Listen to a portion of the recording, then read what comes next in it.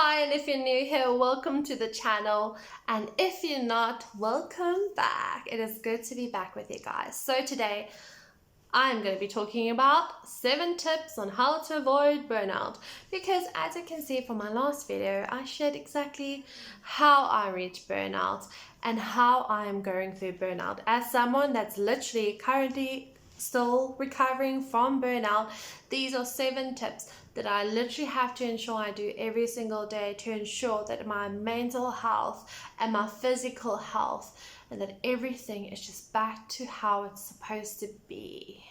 So let's get into it.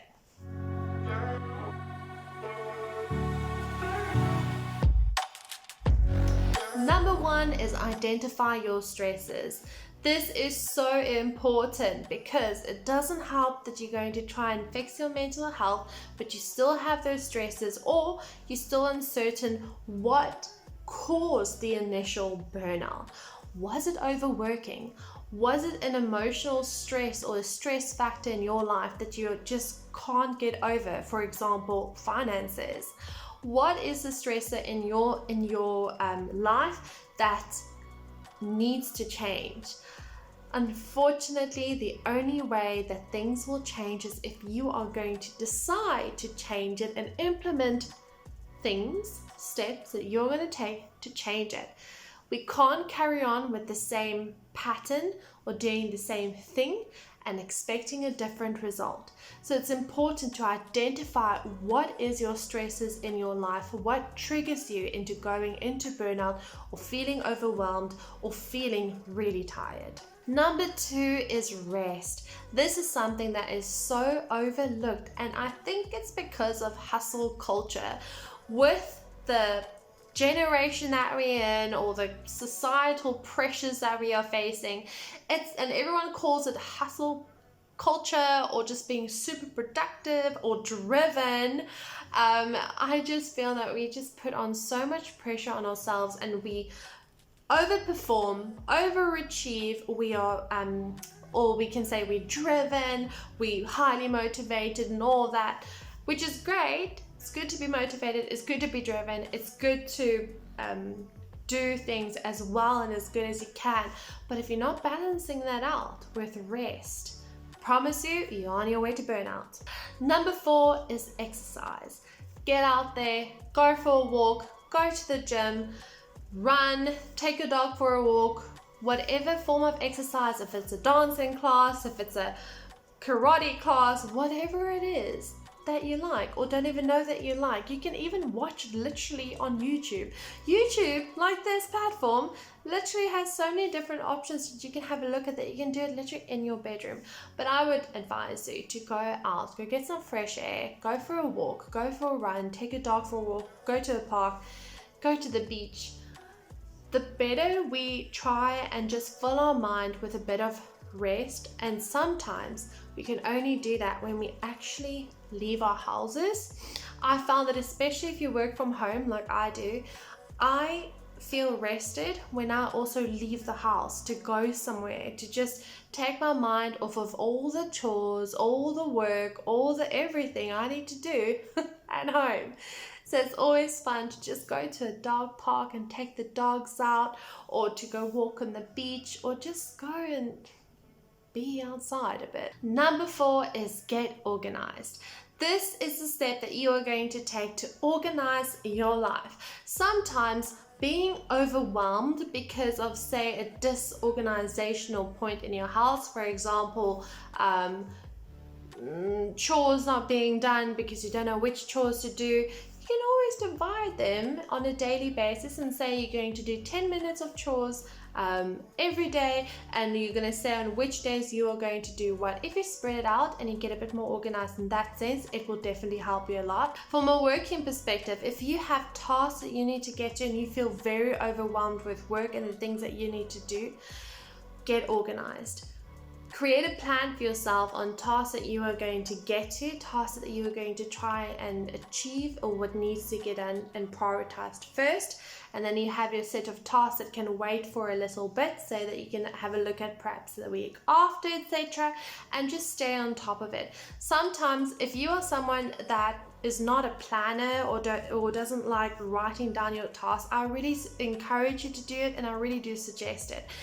Having it all in your mind sometimes can feel very overwhelming, and as soon as you put that on a piece of paper or in an app or however you organize your tasks, it really helps to get it out of your mind and clogging everything up, and just to have it on a piece of paper or on an app or on your laptop on a spreadsheet or however you prefer organizing your tasks.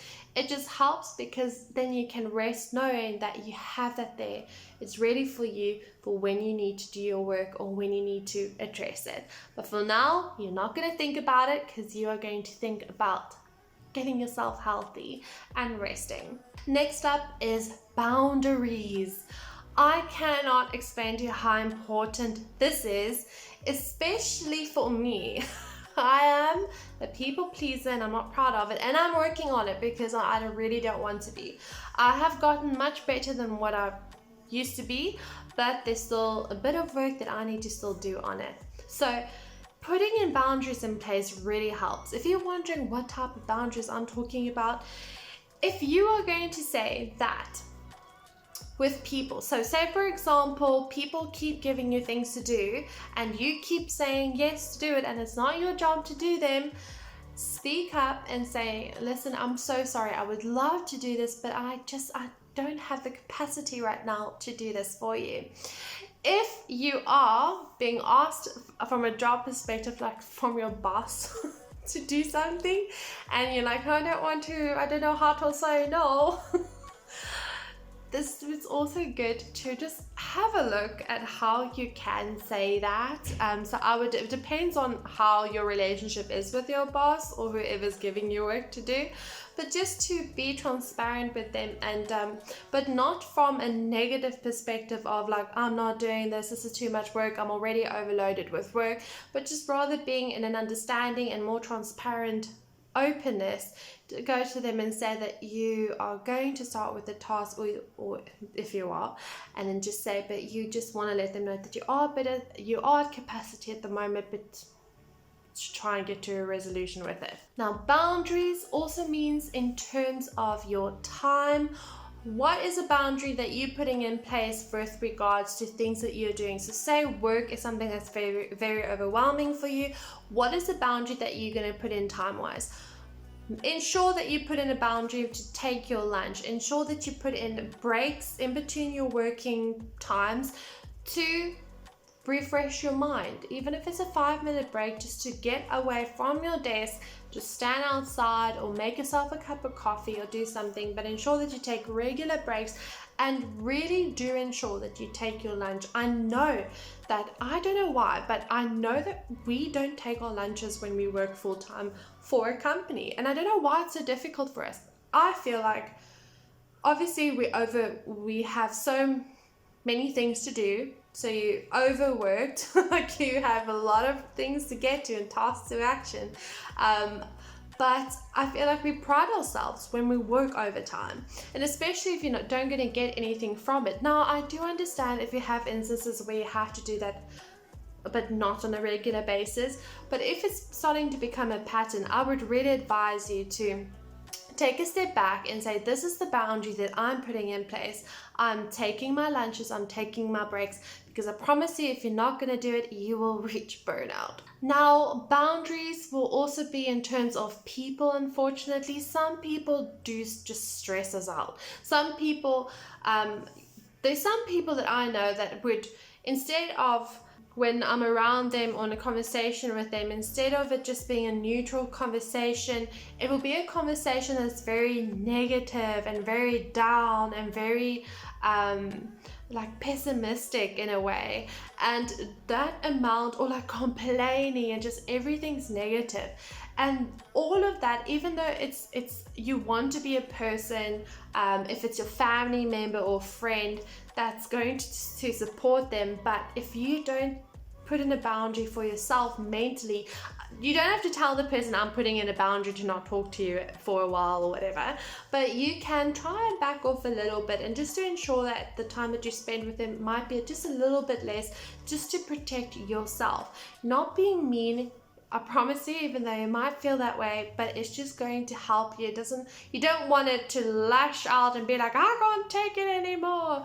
You don't want that. So just protect yourself and just rather put in a boundary with the amount of people that you spend with certain people or family members as well. Now, I'm not saying don't go visit your family. Please do not do that.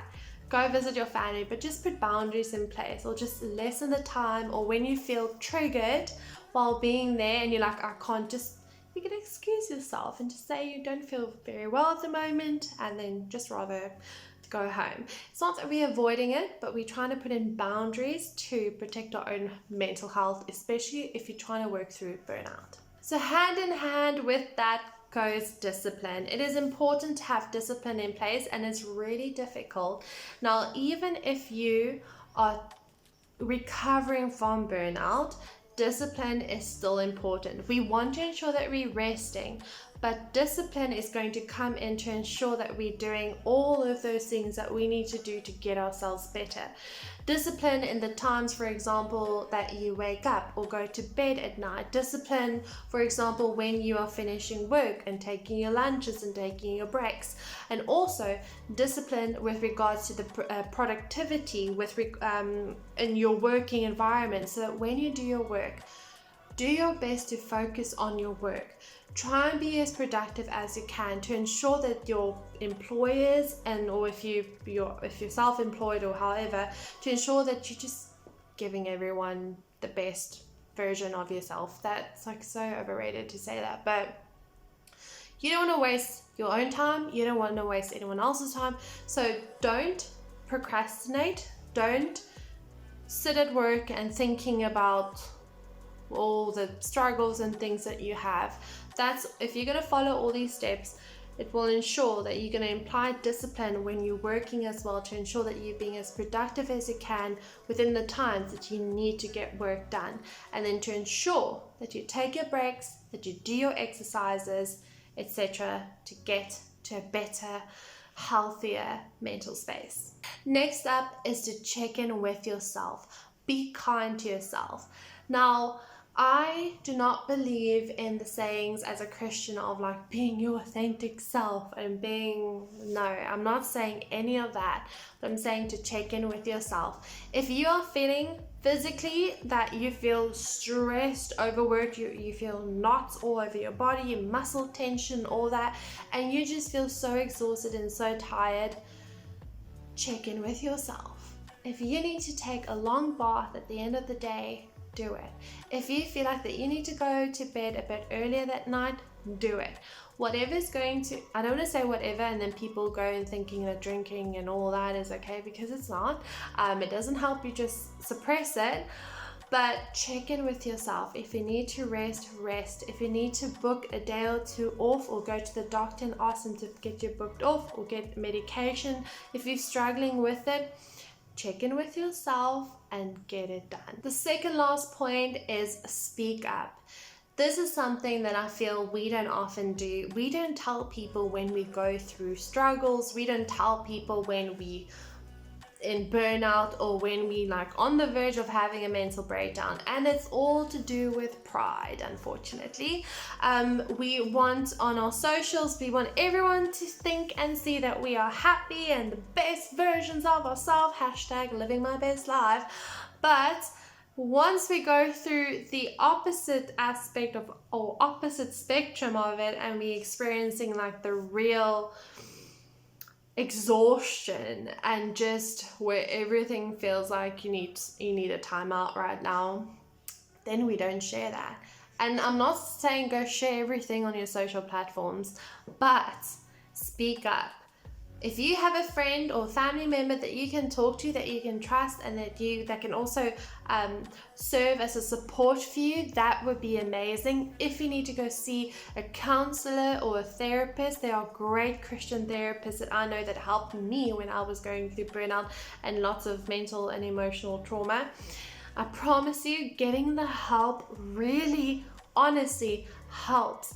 It helps you to be a better person. It helps you to be a healthier person, as well as in not just healthy in the way of your own mental health, and mental wellness, but also with your interactions with and your relationships with other people as well.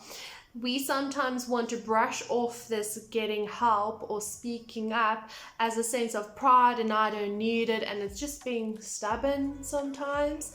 But I promise you, if you just speak up and get help, to just get an outsider's perspective as well, and see and identify things that you might not see, or things that might be triggers around you, etc. It just helps to get proper help. I promise you, it's good. And last point, not because it's the least important, but I wanted to end off with this, is to take it all to God. From the very beginning, sometimes when we feel the burnout, or we feel like we're about to approach it, I found in my own personal experience, it was because I spent less and less time with God. Because I was overworked and putting in lots of overtime hours, it meant that I took time away from the time that I would spend in my Bible, doing extra Bible studies, because then when I get into bed or sleep straight away, or when I wake up, I wake up too late because I'm still tired from the night or the day before, etc. So when you overworked and reaching burnout, etc., or going through trauma or crisis or financial struggles, and all the time you spend just fixating and thinking on it or over it or about it, takes away time that you spend with God. So when we rest as well, it's crucial that we take the time as well resting, and then just to stay in the Word of God, stay in the quiet place, the secret place with the Lord. Just pray, just give it all to Him. I can't tell you the difference that it has made, and it has personally every single time. God was the only one that helped me through it. Now, these tips that I give you, they are great. They will help you, and these are great tips that you can put into place for yourself and think of on a regular basis to ensure you don't ever reach that again. But take it all to the Lord. Ensure that you are completely transparent with Him, that you share with Him all the struggles that you're facing. I promise you, even journaling, it's going to be absolutely amazing. Journaling has helped me personally to write down exactly how I feel, and then praying about it to God. I would read scripture or passage, etc. in the Bible, and I will journal a bit on it and what I could take away from what I've read. Just journaling helps to take everything that's in your mind and all the things that you processing internally out. Get it out. Don't keep it in. Just get it out. And journaling is a safe way without having to vent and shout and scream and complain to other people. It's a safe way where you can just take it to God, and then He can just take care of it, and just surrendering it to Him. Now on this channel, every video almost, I always talk about surrendering it all to God, but that's really a crucial step. So that's it for today's video. I hope that it helps, and if you are struggling with burnout at the moment, know that it will not last forever, and to take it easy on yourself. I hope these tips help. And if there's any further questions, do let me know in the comment section as well. Until I see you again, have a good day, and may God continue to bless you. Bye.